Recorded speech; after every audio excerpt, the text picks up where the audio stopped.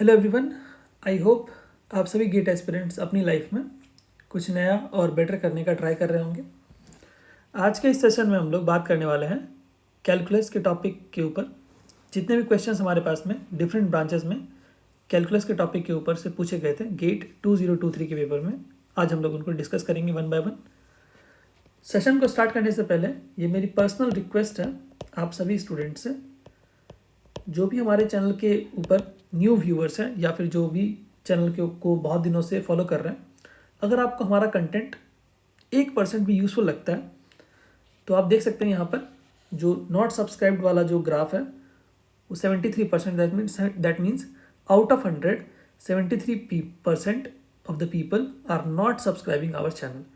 So this is a very bad impact on our channel. So I would request each and every student who are coming to the channel, जो भी student हमारे channel पे नए आ रहे हैं या फिर जो भी पुराने स्टूडेंट्स हैं, आप चैनल के कंटेंट को अगर आपको यूज़फुल 1% भी लगता है तो आप क्या करिए, हमारे चैनल के ऊपर सब्सक्राइब का बटन होगा, आप उसको रेड बटन होता है उसको आप सब्सक्राइब कर सकते हैं अगर आपको हमारे चैनल का कंटेंट यूज़फुल लगता है तो, ठीक है. अगर आपको यूज़फुल नहीं लगता है, in that case you don't have to subscribe, you can dislike also.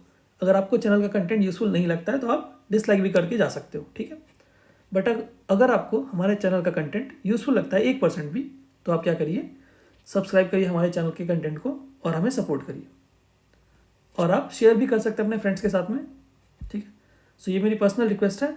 I hope आप सभी स्टूडेंट्स इसको कंसिडर करेंगे. चलिए तो स्टार्ट करते हैं इस सेशन को. जो हमारा पहला क्वेश्चन है, ये क्वेश्चन पूछा गया था गेट 2023 के पेपर में, इलेक्ट्रॉनिक्स के पेपर में 2 मार्क्स के लिए. क्वेश्चन हमारे पास में the value of the integral, double integral की वैल्यू पूछी गई है x into y d x d y over the region r. जो रीजन r दिया गया है वो डायग्राम के थ्रू बताया गया है और हमसे बोला गया है कि इस इंटीग्रल डबल इंटीग्रल की वैल्यू को फाइंड आउट करना है, ठीक है.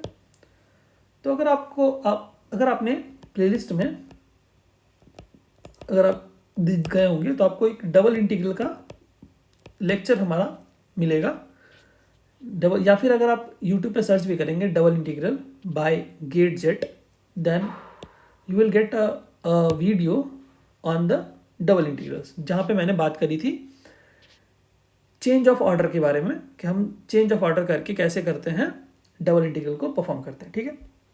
तो यहाँ पर भी हम लोग वही काम करेंगे, बट मैं यहाँ पर भी डिटेल में आपको समझाऊंगा कि चेंज ऑफ ऑर्डर का यूज़ करके हम लोग कैसे डबल इंटीग्रल को फाइंड आउट करते हैं, ठीक है. तो अगर मैं यहाँ पे देखूँ ये पॉइंट को, देखिए ये पॉइंट क्या होगा, 1,1 होगा, ठीक है. अगर आप इन दोनों ग्राफ्स का इंटरसेक्शन देखेंगे y = x और y = -x+2, इन दोनों को सॉल्व करेंगे. अगर आप y की जगह पे x पुट करेंगे इस इक्वेशन में y = -x+2 में, तो आपको जो इंटरसेक्शन पॉइंट है वो मिलेगा 1,1, ठीक है. तो मैं क्या करूँगा, मैं एक स्ट्रिप बनाऊँगा y एक्सिस के अलोंग, ठीक है. और इस स्ट्रिप की बॉटम मोस्ट पॉइंट पे जो वैल्यू है किसकी, x की वैल्यू है, उसको मैं बॉटम मोस्ट पॉइंट पे यहाँ पर जो x की वैल्यू है और यहाँ पे टॉप पे जो x की वैल्यू है उसको मैं नोट डाउन करूँगा और उसको इंटीग्रेट करूँगा एक बार, ठीक है. तो मैं पहली लिमिट लिख रहा हूँ, इंटीग्रल जो बॉटम मोस्ट पॉइंट पे x की वैल्यू है वो क्या है बताइए मुझे. यहाँ पर x की लिमिट, x का जो वैल्यू है वो क्या है -y, और टॉप पे वैल्यू क्या है x की, =y. यहाँ पर देखिए x की वैल्यू क्या है, x = y है, और बॉटम पे क्या था, x = -y था. तो हमने जो लिमिट लगा दिया x का वो क्या लगा दिया, x = -y से लेकर x = y हम जा रहे हैं, स्ट्रिप बना दिया हमने, ठीक है. और हम y को कहाँ से कहाँ तक वेरी कर रहे हैं, y को वेरी कर रहे हैं y = 0 से लेकर y = 1 तक, ठीक है.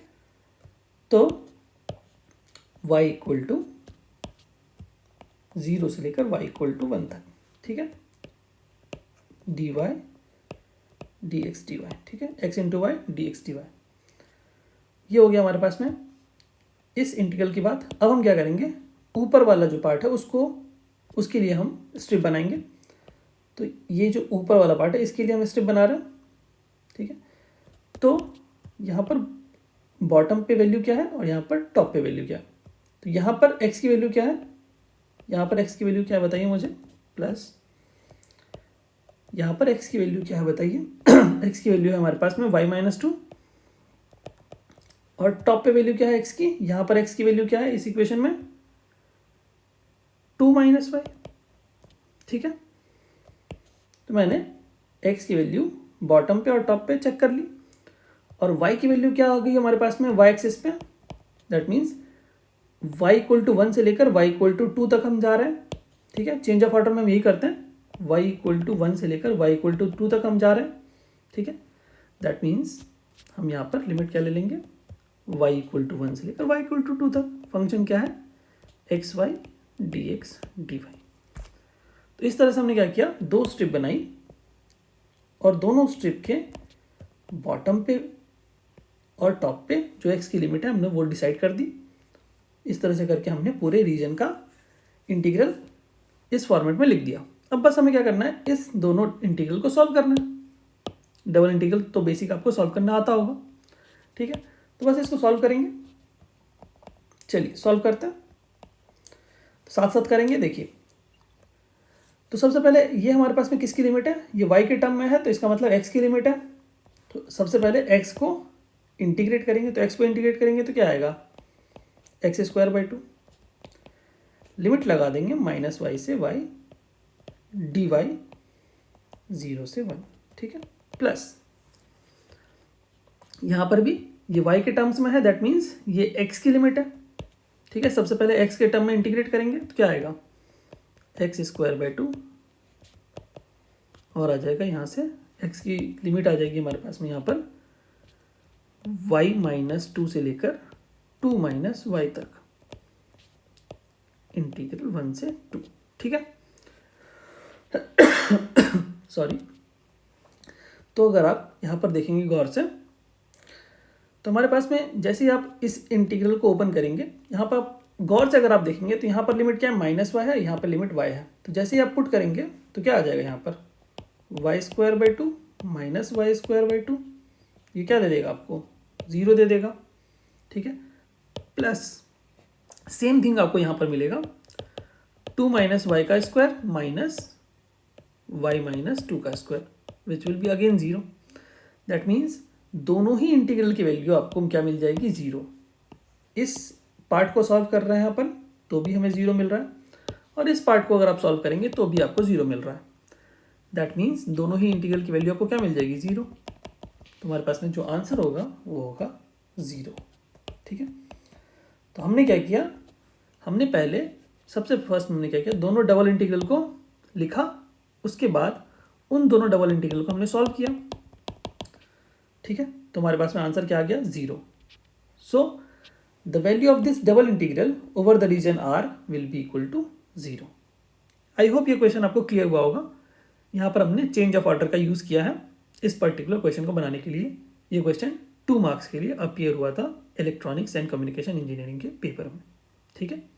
चलिए जो हमारा नेक्स्ट क्वेश्चन है, ये क्वेश्चन पूछा गया था इन्वायरमेंटल साइंस एंड इंजीनियरिंग के पेपर में, सिंगल मार्क के लिए पूछा गया था ये क्वेश्चन हमारे पास में क्या है, the value of this integral हमारे पास में क्या गिवन है, 4/π integral 0 to π/2 sin square x dx। इसकी वैल्यू हमसे पूछी गई क्या होगी, ठीक है। तो इसको बताने से पहले मुझे क्या करना पड़ेगा, थोड़ा सा आपको वॉलीज फार्मूला के बारे में आपको बताना पड़ेगा, तभी आपको ये चीज़ें क्लियर होंगी। तो अगर आपको वॉलीज फार्मूला के बारे में पता है तो अच्छी बात है, और अगर नहीं पता है तो मैं अभी आपको यहाँ पर डिस्कस करने वाला हूँ। तो वॉलीज फार्मूला क्या होता है हमारे पास में, integral 0 to π/2 sine raise to the power n into x dx या फिर cos raise to the power n x dx integral 0 to π/2। ये दोनों की वैल्यू सेम होती है। क्या होता है हमारे पास में, अगर आप दोनों का इंटीग्रल निकालने की कोशिश करेंगे तो आपको क्या मिलेगा, if n is even then we will have this two integrals will be equal to 1 into 3 into 5 into dot dot dot n minus 1 upon 2 into 4 into 6 into dot dot dot n. ठीक है, अगर n even होगा इन that case upon pi by 2 से multiply करेंगे.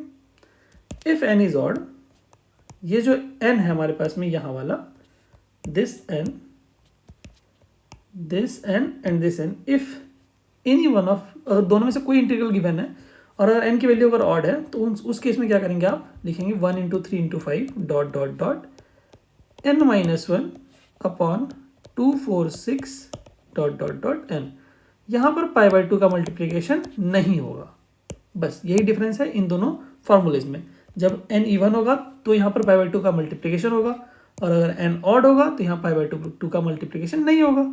ठीक है, तो इसी को अपन बोलते हैं वॉलिस फार्मूला. ठीक है, तो यहाँ पर हमारे पास में इस पर्टिकुलर क्वेश्चन में क्या गिवन है, ये वाला पार्ट गिवन है. हमें sine raise to the power n x dx का इंटीग्रल पूछा गया है 0 टू पाई बाई 2. ठीक है, तो यहाँ पर अपन यूज़ करेंगे वॉलिस फार्मूला. ठीक है, तो इसको आप नोट डाउन कर सकते हैं. अभी इसको हम लोग यूज़ करने वाले हैं. ठीक है, तो क्या आएगा हमारे पास में, तो आप मुझे बताइए यहाँ पर क्या आएगा. तो अगर मैं इसको सॉल्व करूँ फर्दर तो हमारे पास में क्या आएगा, यहाँ पर तो 4 upon pi as it is रहेगा. ठीक है, और क्या आएगा हमारे पास में, इंटीग्रल, यहाँ पर हमारे पास में जो n की वैल्यू है वो क्या है, 2 है. तो हमारे पास में क्या है, इवन वाला केस है. ठीक है, तो यहाँ पर क्या हो जाएगा, पाई बाई 2 का मल्टीप्लिकेशन हो जाएगा, क्योंकि जब n इवन रहता है तो अपन क्या करते हैं, पाई बाई 2 से मल्टीप्लाई करते हैं. और न्यूमरेटर में क्या होगा हमारे पास में, अपर साइड में 1 into 3 into 5 into n minus 1 होता है ना. यहाँ पर n माइनस 1 के जगह पे क्या करेंगे अपन, 2 पुट करेंगे n के जगह पे, तो 2 माइनस 1 क्या हो जाएगा, 1. दैट मीन्स सिर्फ न्यूमरेटर में 1 आएगा.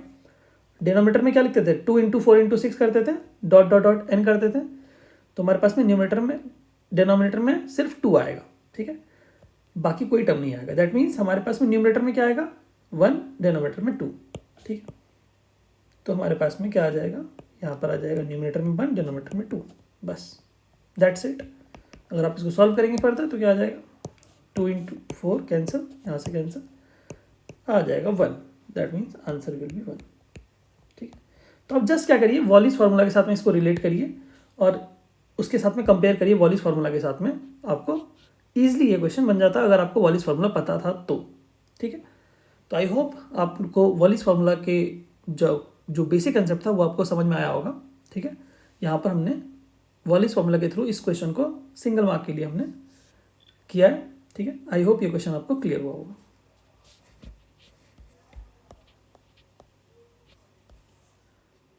सो जो हमारा नेक्स्ट क्वेश्चन है, ये क्वेश्चन पूछा गया था मेटलर्जिकल इंजीनियरिंग के पेपर में सिंगल मार्क के लिए.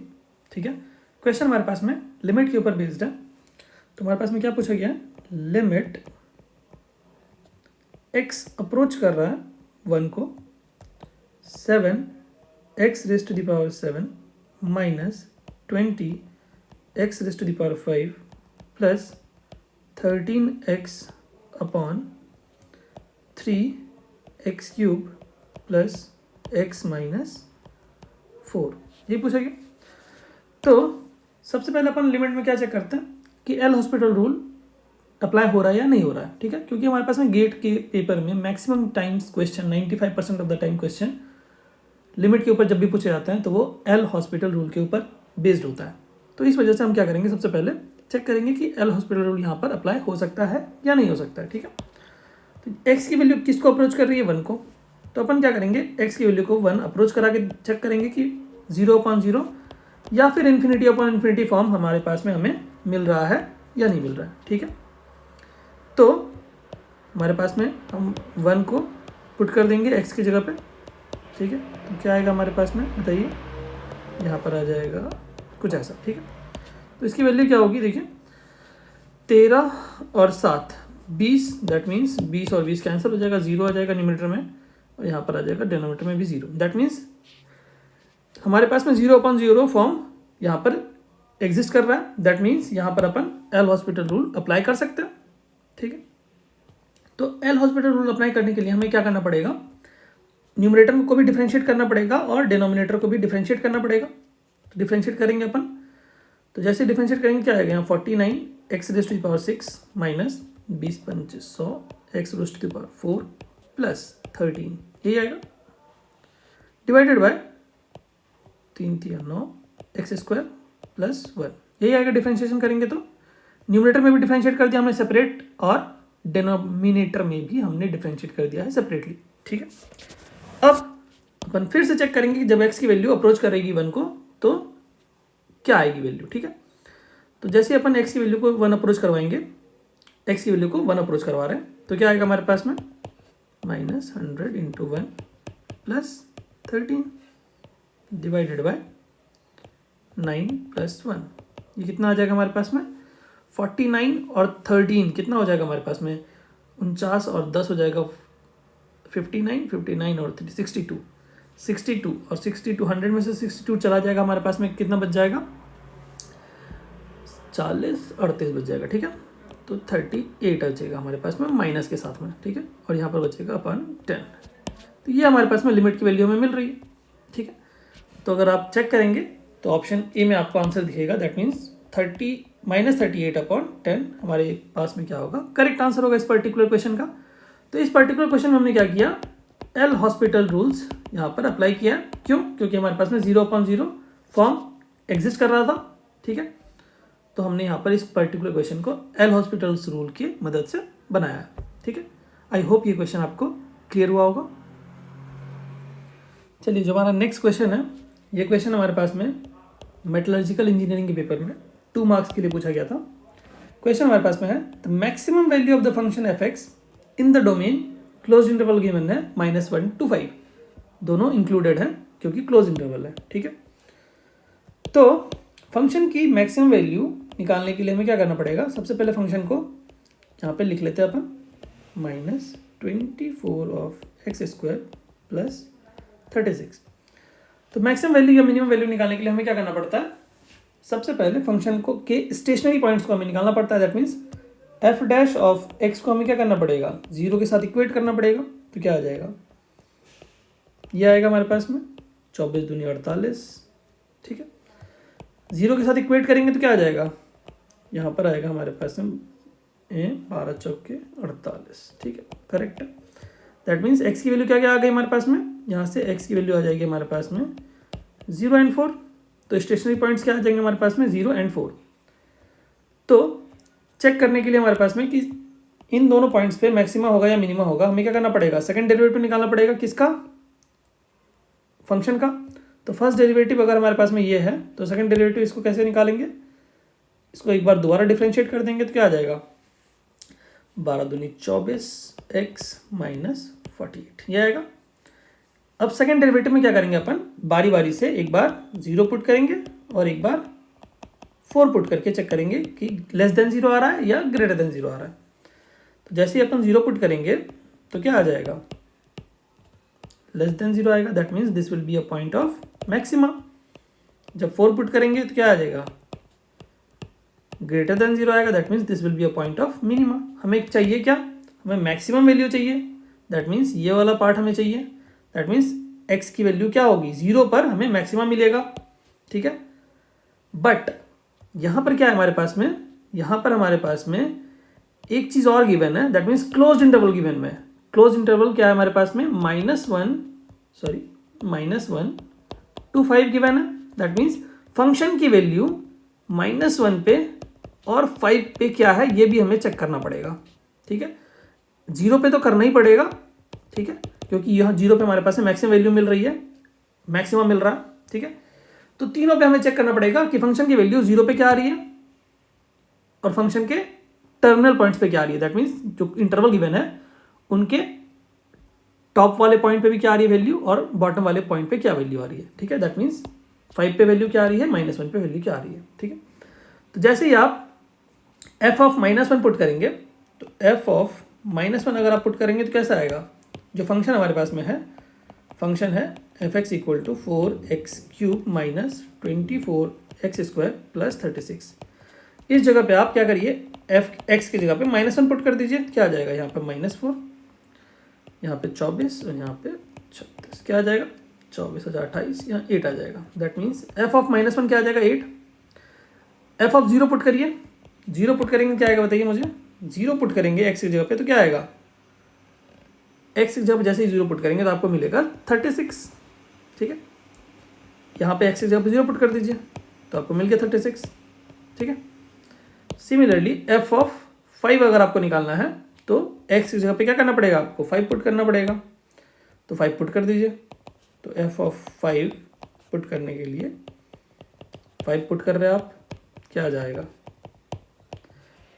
तो 125 को 4 से गुना करेंगे तो आ जाएगा हमारे पास में 250, 250, 500।